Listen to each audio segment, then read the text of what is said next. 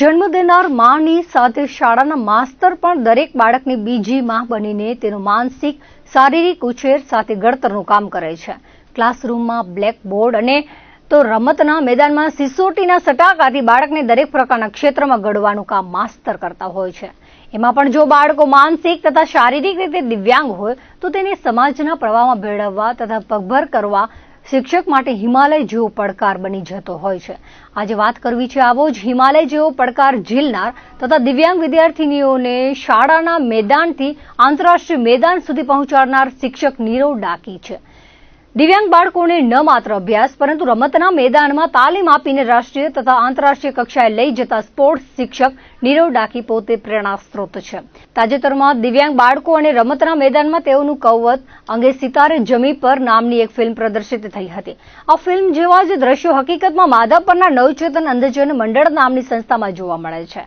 સંસ્થા સંચાલિત પ્રાથમિક, માધ્યમિક અને ઉચ્ચતર માધ્યમિક અને સંમેલિત કન્યા પ્રાથમિક શાળાના દિવ્યાંગ તારલાઓને તરાશીને રમતના મેદાન ગજવતા કરનાર કોચ નીરવ ડાકીએ શિક્ષક ધારે તો શું કરી શકે તે સાર્થક કરી બતાવ્યું છે. દિવ્યાંગ બાળકો પોતાના અભ્યાસ વર્ગ કે હોસ્ટેલના રૂમથી બહાર નીકળવામાં પણ વિચાર કરતા હોય તેમને ગુજરાત, ભારત કે વિદેશના રમતના મેદાનો ગજવતા કરવાનું ભગીરથ કાર્ય નીરવ ડાકી કરી રહ્યા છે. દિવ્યાંગ બાળક પોતાની ક્ષમતાને વિકસાવીને રમતવીર બની શકે તે લક્ષ્ય સાથે તેઓ અનેક રમતવીરો તૈયાર કરી ચૂક્યા છે. છેલ્લા 3.5 વર્ષના સમયમાં નવચેતન અંધજન મંડળની શાળામાં football, goalball, javelin throw, disc throw, લાંબી કૂદ દોડ, ક્રિકેટ, ચેસ, પાવર લિફ્ટિંગ વગેરે રમતોમાં 40થી વધુ બાળકોને તેઓની પ્રતિભા પીછાણીને રમતા કર્યા છે.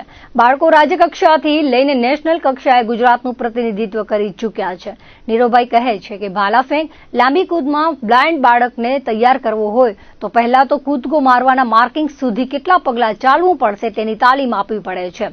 બાદમાં કૂદકો કેમ મારવો તેની તાલીમનો વારો આવે છે. જો ફૂટબોલ, ગોલબોલ વગેરેની વાત કરીએ તો અંધ બાળકો અવાજ કરતા બોલની મદદથી તેની દિશા જાણી તેને હિટ કરતા હોય છે. દિવ્યાંગ બાળકોને દરેક રમતમાં અલગ અલગ રીતે મેદાનમાં કઈ રીતે મૂવમેન્ટ કરવું તેનાથી લઈને દિશા ઓળખવા સુધીની તાલીમ આપવી પડે. ત્યારબાદ ગેમ અંગે તૈયાર કરવાનું ચેલેન્જ હોય છે. છેલ્લા 3 વર્ષમાં નવચેતન અંધજન મંડળના 30 જેટલા બાળકો નેશનલ સુધી રમી ચૂક્યા છે. 42 જેટલા બાળકો રાજ્ય કક્ષાએ જ્યારે 30 બાળકોએ અત્યાર સુધી જિલ્લા કક્ષાએ ભાગ લીધો છે. વર્તમાન સમયમાં ગ્વાલિયર ખાતે 10 બાળકો શોર્ટફૂટ, લોંગ જમ્પ, ડિસ્ક થ્રો તથા જેવલિન થ્રોની સબ જુનિયર અને જુનિયર ટુર્નામેન્ટમાં ભાગ લેવા ગયા છે. ઇજિપ્ત ખાતે આંતરરાષ્ટ્રીય ગોલબોલ ટુર્નામેન્ટમાં શાળાની જયશ્રી આહિર નામની એક વિદ્યાર્થીની ભાગ લઈ રહી છે. જે દિવ્યાંગ બાળક છે અને જે નોર્મલ બાળક છે એને આપણે જે દિવ્યાંગ બાળક છે એને ટ્રેન કરવામાં આપણને વધારે પડતો સમય જાય છે. કેમ કે જે દિવ્યાંગ બાળક છે એને સૌથી પહેલાં હું મારી પોતાની પર્સનલી અનુભવની શેર કરું તો જે મારું એક જે જોઈ નથી શકતું, જેની આંખોમાં પ્રોબ્લેમ છે, એ બાળકને મારે શોર્ટ ફૂટ નખાવી હોય તો મારે એને ગ્રાઉન્ડનું ઓરિયન્ટેશન કરાવવું પડે. ઓરિયન્ટેશન એટલે કે મોબિલિટીમાં આપણે 1 અને 2 સ્ટેપ, જ્યારે નોર્મલ બાળક પોતાનો આગળ પાટો હોય એ જોઈને પણ એ થ્રો કરી શકે છે. પણ મારે જે દિવ્યાંગ જે જોઈ નથી શકતું બાળક એ બાળકને મારે પહેલાં એના સ્ટેપ કેટલા મોટા છે મારે પહેલાં તો એના ઉપર કામ કરવું પડશે. અને જે 1.5 મીટરનું સર્કલ છે એની અંદર એના કેટલા પગલામાં એ પોતાના 2 સ્ટેપ પૂરા કરે છે, 2 કરે છે કે 3 કરે છે, એના ઉપર મારે કામ કરવું પડે છે.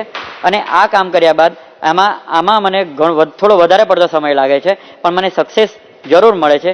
જેમ કે મારું કોઈ બાળક સંપૂર્ણ જોઈ નથી શકતું અને જેને લાંબી કૂદ કરવી છે, હવે નોર્મલ બાળક હોય તો એ પોતાની રીતે રનિંગ કરી આવી અને પાટિયા ઉપરથી લોંગ જમ્પ કરી શકે છે. પણ જે જ રીતે મારું ટોટલી બ્લાઇન્ડ બાળક છે કે જેને સંપૂર્ણ દેખાતું જ નથી, એ બાળકને મારે લાંબી કૂદાવી હોય તો મારા માટે ડિફિકલ્ટ ચેલેન્જ થઈ ગયું. એની માટે હું એને પહેલે 10 મીટર હોય તો 10 મીટરના અંદર એના કેટલા સ્ટેપ થાય છે, 10 મીટરના અંદર એના 15 સ્ટેપ થાય છે તો 15 સ્ટેપ એને વોકિંગ કરાવું છું, ગ્રાઉન્ડની મોબિલિટી કરાવું છું.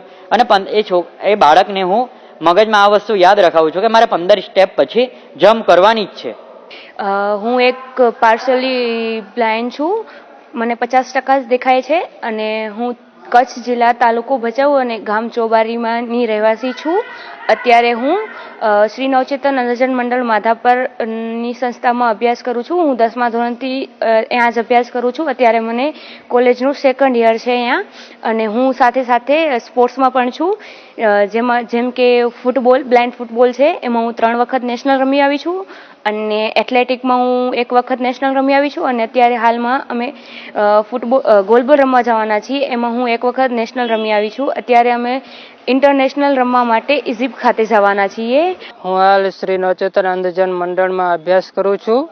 હું સંપૂર્ણ અંધત્વ છે, મને દેખાતું જરાય નથી, ટોટલી બ્લાઇન્ડ છું. હું અહીંયા 3 વર્ષથી ગોલબોલ છે, ફૂટબોલ છે, ક્રિકેટ છે રમું છું. 3 વર્ષ પહેલાં મને આ ગેમો શું છે એ મને સાવ ખબર નથી.